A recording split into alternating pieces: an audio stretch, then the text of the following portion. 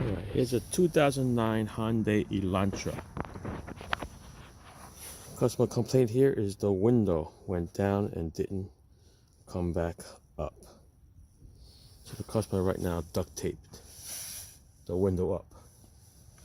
Now if you listen carefully, you're going to see the motor works.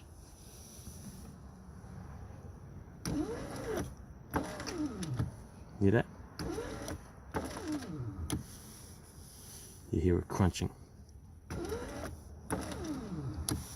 So, since it's going up and down, you know the motor's working. So what's left is the regulator.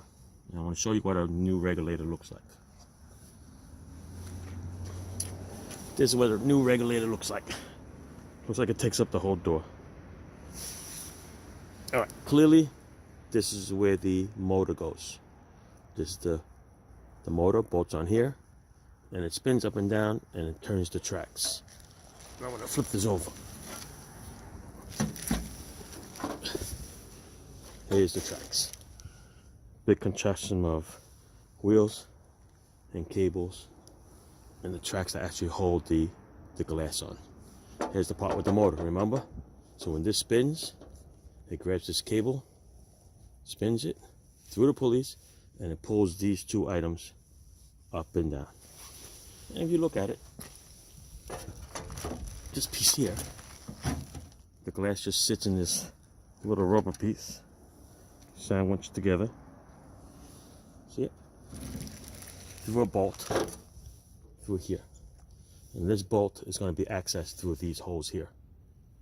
So this is going to have to be cranked down and you get to these bolts. And this spreads out like this, and it releases the glass. The glass comes right out. Alright, so we're going to try to knock this out. Very thin, this item.